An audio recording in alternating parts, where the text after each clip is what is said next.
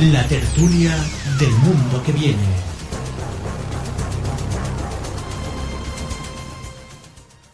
Hablábamos la semana pasada en la entrevista que teníamos en el programa, en la entrevista central, que a lo mejor sería importantísimo enseñar oratoria en los colegios porque nos estamos, yo diría que yendo a una sociedad en la que la comunicación es fundamental, y para convencer a alguien en una entrevista de trabajo o a un inversor cuando tienes una idea de startup, o eres capaz de hacerlo en poco tiempo y para eso necesitas tener o talento o preparación, o va a ser muy complicado que te puedas desenvolver en según qué trabajos. No en todos, obviamente, pues si al final vas a ser camionero, que seguramente aquello no se vaya a acabar porque las mercancías se van a tener que seguir moviendo, quizá no necesites esto, ¿no? Pero en la mayoría de los trabajos que estamos viendo que se forman nuevos sí que entraría por ahí.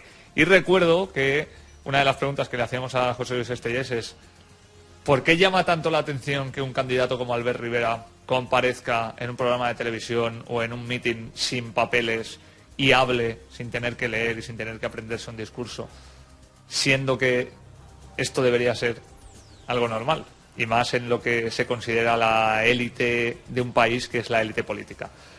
Y viendo todo aquello y algunos acontecimientos antes justo de que se decida si hay investidura o no en España, hemos querido preguntarles a nuestros contertulios qué creen que deberían ser los mínimos para aspirar a una presidencia del gobierno. Así que José Sánchez Lavella y Miguel Ángel Moliné ya están aquí con cara de circunstancias para ver qué me responden. José, muy buenas. ¿Qué tal? ¿Cómo estamos? Muy bien, ¿y tú? Encantado. ¿Qué tal la garganta? Bien, la garganta ya está. Los cambios de clima ya sabemos que, bueno, no llega ya a unas edades que hay que empezar a cuidarse. Exacto. No como otros. No como nosotros, quieres decir, ¿no? Miguel Ángel, muy buenas. Buenos días, ¿cómo estamos? A ti te toca hablar bastante en público, menos a lo mejor de lo previsto, ¿no? En tu etapa política, pero... Digamos que con menos visibilidad, pero bastante. Sí. Sí. ¿Y tú venías de una formación realizada o En absoluto. te encontraste con aquello? En absoluto. Lo que pasa que yo casi diría que es no una habilidad, pero casi que sí, innata. O sea, yo desde pequeñito, pues...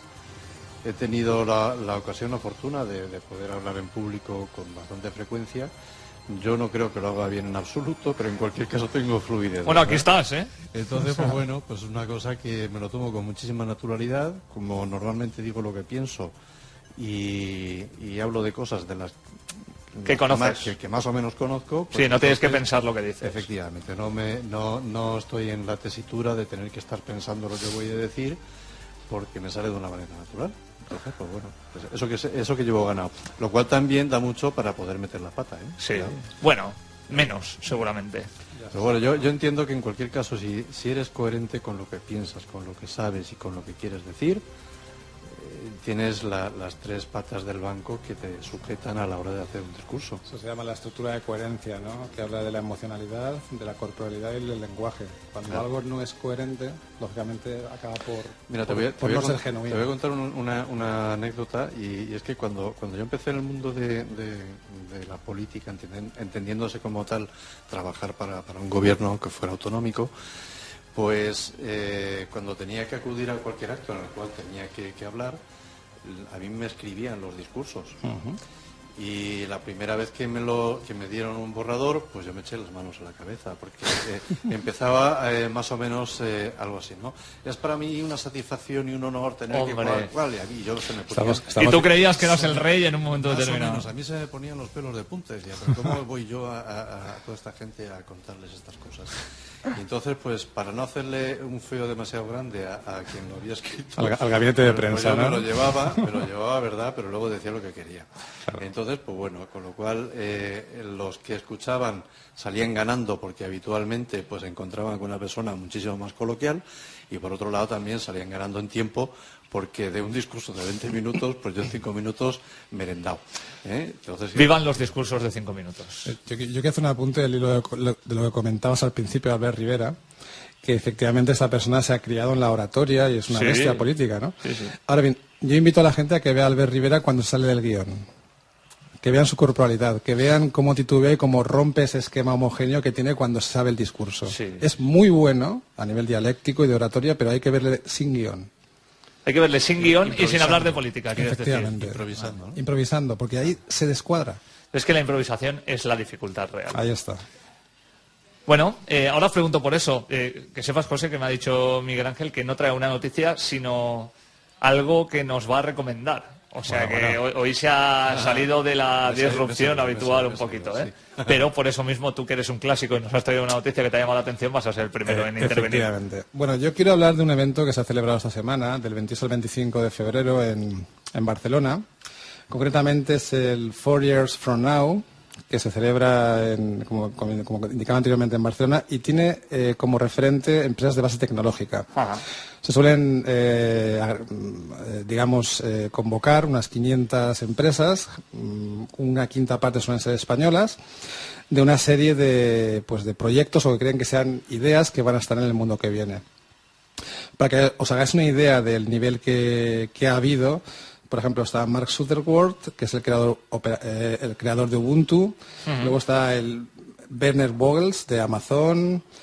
Y bueno, ha habido 500 inversores internacionales y a través de speed dating los inversores han podido conocer de primera mano lo que es la idea de las startups.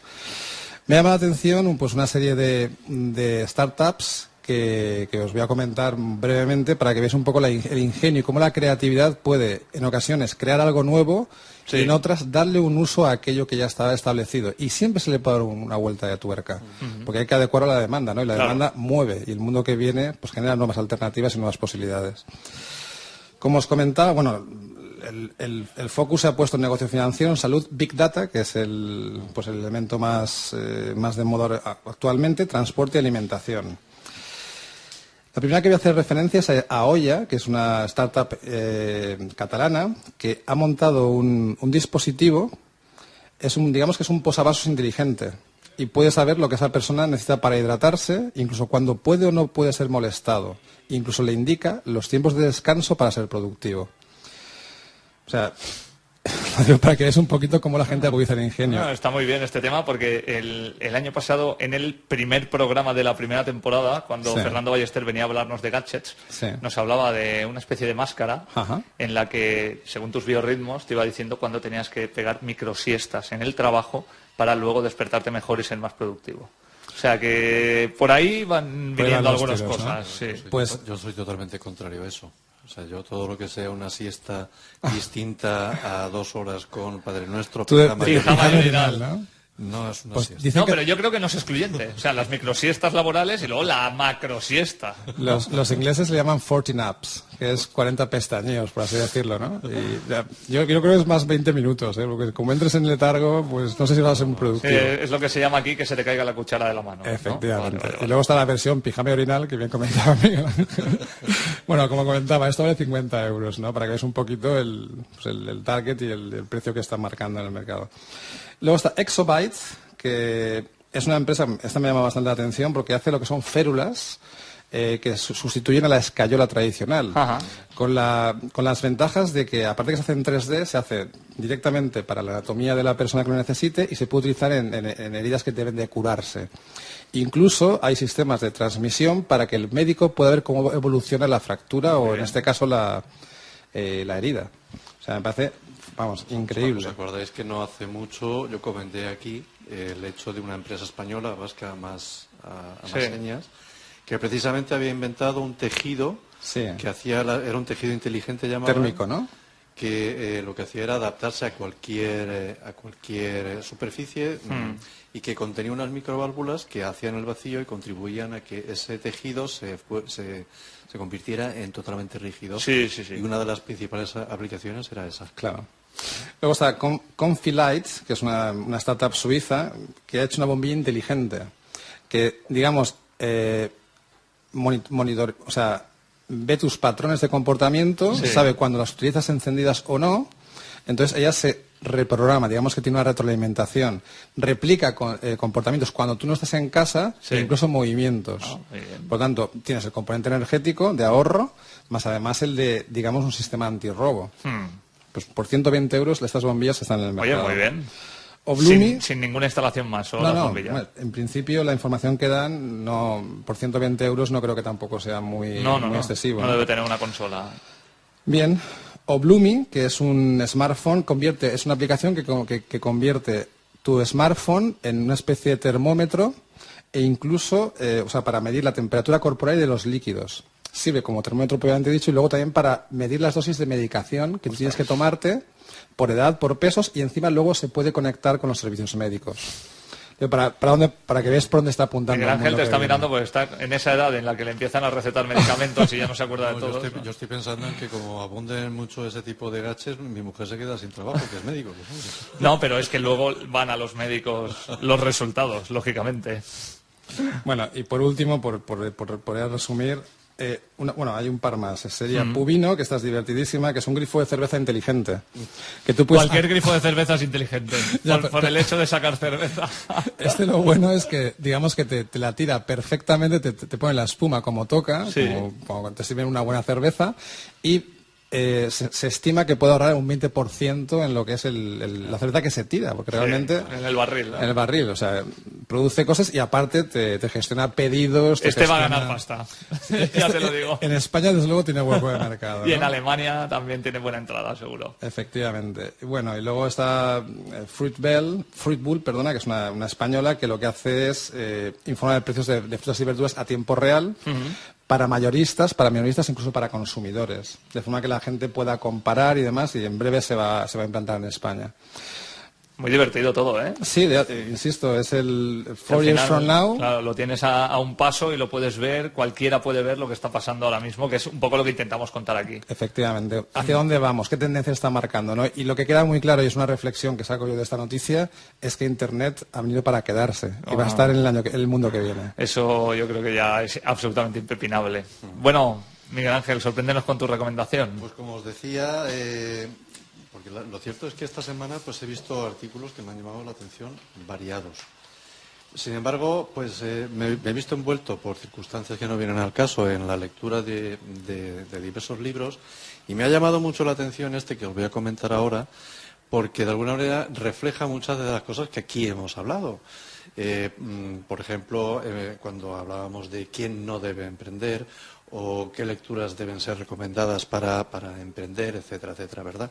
Entonces, yo creo que ya todos conocemos la obra de Osterwalder, la de generación de modelos de negocio, ¿verdad? Que se basa pues en un canvas en el cual pues tú estás relacionando pues las relaciones que tienes con tus stakeholders, con tus actividades clave, cuáles son tus propuestas de valor, cuáles son tus segmentos de mercado, etcétera, etcétera, ¿verdad? Entonces, de una manera muy intuitiva y de alguna manera sencilla también, Osterwalder al final te propone una serie de patrones a los cuales tú puedes echar mano pues para establecer tu modelo de negocio. Bien, eso que de alguna manera pues está enfocado hacia un mundo empresarial, pues yo creo que le faltaba lo que he encontrado esta semana, ¿verdad? Y es eso mismo, pero aplicado a las personas a título personal. O sea, una persona que ya esté trabajando o no, quiera mejorar profesionalmente, quiera mejorar su modelo personal, su marca personal, en definitiva, para tener un resultado más óptimo del que tiene hasta el momento. Estás hablando de coaching, ¿no? No es coaching, no es coaching. No es coaching. Es que ahora todo es coaching, pero no, esto no es coaching. Bueno, pues uno de los autores de la obra de Osterwalder ha concretado en un libro que se llama Business Model U, a one-page method for reinventing your career, ¿no? Entonces, pues bueno, está muy bien en el sentido de que da respuesta a todas estas cosas que muchas veces hablamos aquí, adapta la herramienta al caso del individuo como persona, elaborando de manera sencilla pues una guía intuitiva que ayuda a las personas a definir mejor cómo poner en valor habilidades y competencias para crecer profesionalmente. Él explica muy bien por qué no es cierto aquello de que no hace falta que un trabajo te apasione para que te vaya bien, ¿no? Ese paradigma que dice, no, es que si una cosa te gusta, seguro que te va bien. Bueno, pues no es necesario que te guste para que te vaya bien, ¿verdad? Porque a fin de cuentas él lo que postula es que la pasión por algo se desarrolla con el tiempo, es decir, con la experiencia y con las competencias que vas adquiriendo a lo largo de eso, ¿no? te enseña a diferenciar conceptualmente lo que es el trabajo de lo que es el empleo. Y, en fin, no voy a entrar en más detalles, pero creo que es una lectura muy recomendable y que además pues tiene bastantes apoyos en Internet en forma de vídeos interactivos que te ayudan a ir comprendiendo mejor cómo aplicar el método. Yo coincido en que un trabajo tiene que ser un vehículo, no un fin por sí mismo. Lo único que ese vehículo, si encima lo alineas con tu pasión, pues mejor que mejor, ¿no? Miel sobre hojuelas, que decían. Entonces, este hombre creo que tendría una cierta confrontación con Ken Robinson, ¿no? Y su elemento. Pero es un poco antagónico, ¿no? El posicionamiento. Pero bueno, ahí está. Bueno, volvemos a la pregunta inicial. Después de todo lo que pasa y lo que sigue pasando no solo en la política española, sino en la internacional, vamos a pedir lo que casi sería una carta a los reyes. Es decir, está cambiando todo a nivel laboral. Los nuevos CEOs son gente joven o gente experimentada que ve el mundo de otra manera. La gente que está viniendo en nuevas generaciones está intentando cambiar el concepto del trabajo. La tecnología, evidentemente, ha cambiado el concepto del trabajo 100%. Hay una humanización también, al final, sea todo coaching o no, hay muchísima gente que empieza a necesitar apoyo para moverse en este mundo que viene, que no entienden demasiado, y hay otra gente que sí que ha ido por delante por diversas circunstancias. Y yo creo que todo eso está llegando, salvo a las altísimas esferas políticas en general. No quiero generalizar, pero es verdad que hay gente muy preparada en la mayoría de estratos. La mayoría de esa gente que está muy preparada no quiere ir a política por un tema, primero, de exposición, segundo, de sueldo y tercero, de saber que si se han labrado un futuro laboral en un momento determinado puede tener implicaciones normalmente más negativas que positivas. Y al final, por lo menos la generación que hay ahora, más allá de lo que esté entrando, es una generación sin tanta formación como la gente que hay en la calle, cuando en teoría estamos hablando de los líderes de un país, ¿no? Entonces, me gustaría preguntaros, hoy día, ¿qué habilidades mínimas debería tener alguien que aspiraba a la presidencia del gobierno? ¿Qué me contáis? Bueno, yo he estado indagando un poco qué dicen los politólogos al respecto, ¿no? Incluso en varios países, con encuestas de qué sería deseable para el siguiente presidente y demás. Y es una especie de top ten, por así decirlo, ¿no? Y paso un poco a comentarlas. Inteligencia emocional, honestidad, humildad, coherencia, actitud, empatía, ejemplo a seguir, liderazgo, un buen comunicador, diplomático y con capacidades organizativas. Esa suele ser la carta de los reyes que cualquier nación suele pedir a su gobernante. A partir de ahí, pues bueno, ¿dónde le daría más peso? Pues en la empatía, en la honestidad y en el liderazgo real, genuino. Es decir, aquel que se palpa y que luego se demuestra con los hechos, no con el postureo. Miguel, tú al final, a tu etapa política llegas después de una etapa laboral.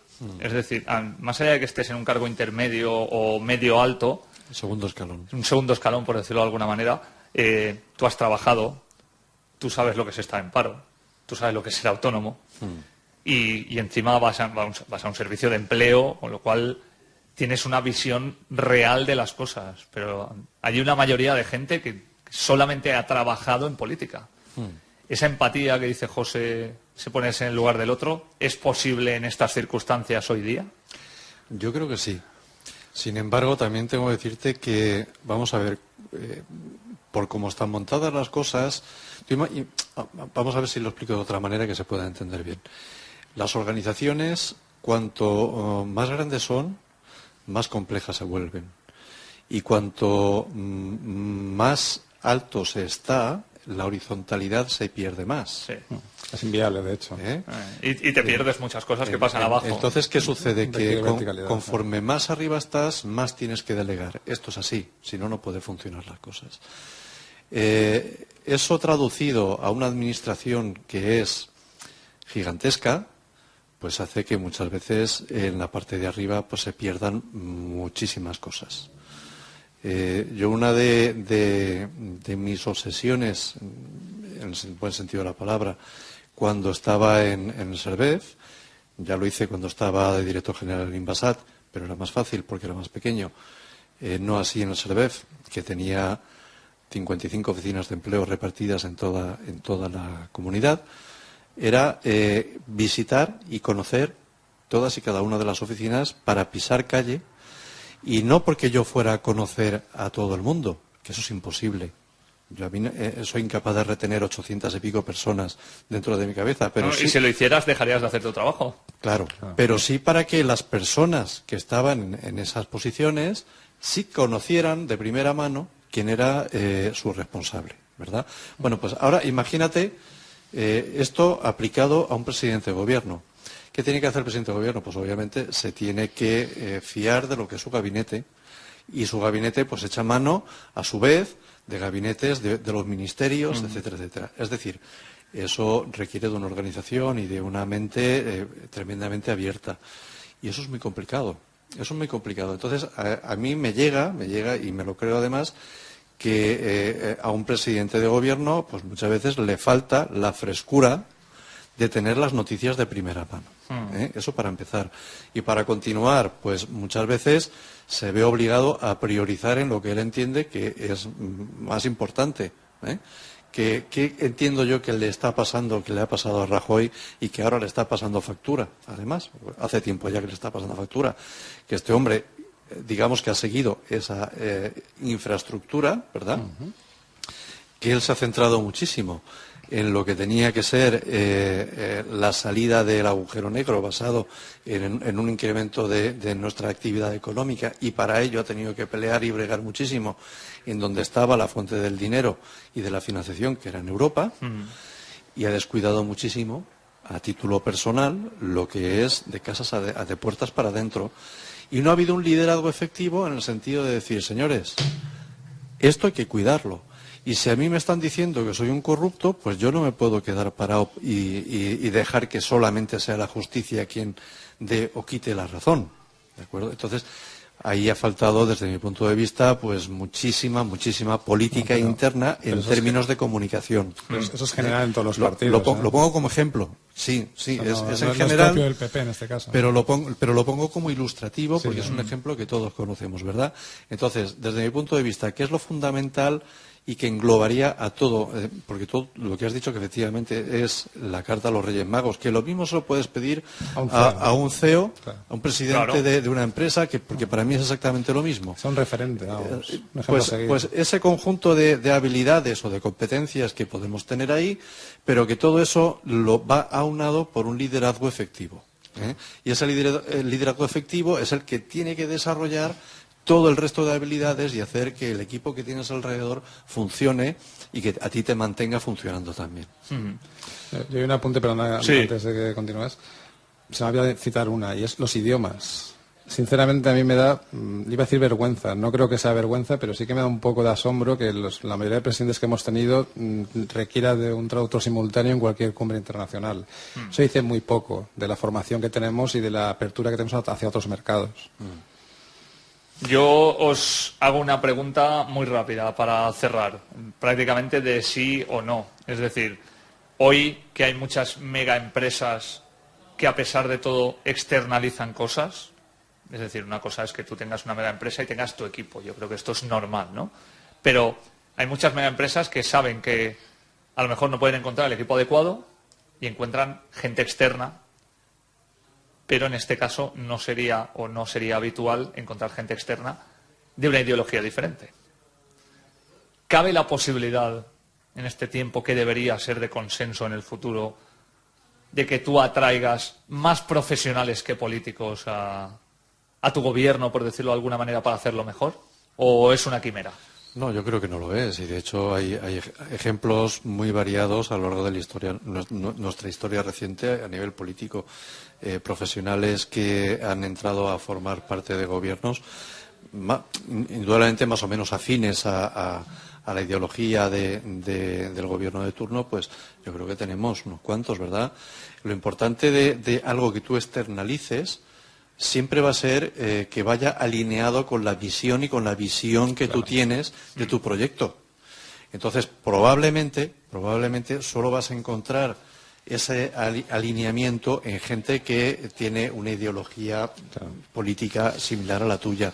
Entonces yo veo complicado, no por falta de profesionalidad, sino por falta de ese alineamiento. Está cerrando el mercado. Claro. Yo creo que yo coincido con Miguel Ángel en que hay muchos campos y materias a nivel político que son endogámicas y o eres de un palo o no entras en esa línea de actuación. Ahora bien, existen otras en las que sí que creo que hay cabida para profesionales, ¿no? Tecnócratas, gente que no tienen que seguir un patrón concreto. Por ejemplo, tema de economía, tema de políticas sociales. Ahí, lógicamente, vas a buscar gente que sea afín a digamos, a lo que tú estás vendiendo. Bueno, te pongo un ejemplo cercano que conozco de primera mano y es la consellería que montó Máximo Buch con todo su equipo, del cual yo formaba parte. Tengo que decirte que era básicamente tecnócrata. Muchos éramos profesionales venidos de la calle, de trabajar en el mundo empresarial o de la consultoría, indudablemente con una afinidad política, con ese alineamiento que decía antes, pero que a fin de cuentas éramos profesionales. ¿Te puedo hacer una pregunta? Claro. ¿La gente que solían, digamos, contar para esos perfiles estaba afiliada al partido político? Sí y no. O sea, había de todo. Había de todo. Yo te pongo un ejemplo que es el mío. Y con esto, pues yo creo que queda clarísimo. Yo estoy afiliado en el partido pues desde los años 80. Yo creo que todavía no, el Partido Popular todavía ni se había... Era Alianza Popular. Alianza Popular. Claro. Y jamás he militado. Jamás he militado y ni he estado en actos de partido y demás. O sea, simpatizante, digamos, ¿no? Sí, pero afiliado. Sí. Sin embargo, insisto, pues nunca he sido, entre comillas, de los palmeros o del acuerdo o lo demás. Sí. No, yo he hecho mi vida profesional, pero con una inquietud que iba alineada, pues insisto, en un ideario político como pueda representar el Partido Popular en ese momento. Otro tema que creo que no hemos tocado y muy brevemente es el tema de profesionalizar la política. Es decir, que a la gente se le retribuya aquello que podría conseguir en el mercado.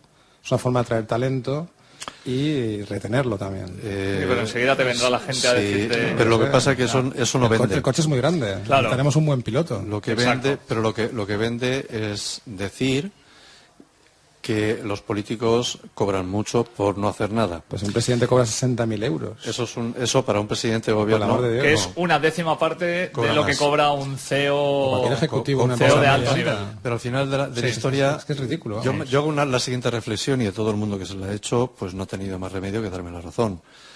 O por lo menos entenderlo. Si un presidente de un gobierno autonómico tiene un presupuesto bajo su responsabilidad que son miles de millones de euros, ¿por qué cobra 70.000 euros bruto al Es que es año? ridículo, es que es ridículo. Si yo como director general que gestiono 48 millones de euros, que era mi presupuesto, y tengo un salario bruto, según el diario oficial de la Generalitat Valenciana, de 55.000 euros bruto año, que desde mi punto de vista es escaso, ¿y por qué un director general que a lo mejor tiene un presupuesto de 200 millones de euros, por qué cobra igual que yo? O menos. Pero igual. Yo no voy tanto en lo que manejas, sino en lo que tu puesto valdría en el mercado. Lo que cualquier empresa de determinado nivel pagaría por ese profesional. Lo que pasa es que lo que Es que estamos manejas hablando de quimeras, es intrínsecamente, es directamente proporcional a la responsabilidad que tienes y al valor que generas. Claro. Por lo tanto, estamos hablando de lo mismo. En fin, de eso se podría discutir mucho. Me consta que eso no es políticamente correcto en los tiempos que corren. Sin embargo, entiendo que es un modelo de actuación totalmente equivocado. Otro día hablaremos del tema de los sueldos, que a mí me parece muy interesante. Señores, muchas gracias. Nos escuchamos la semana que viene. Muy bien. Un abrazo. Un abrazo, hasta luego.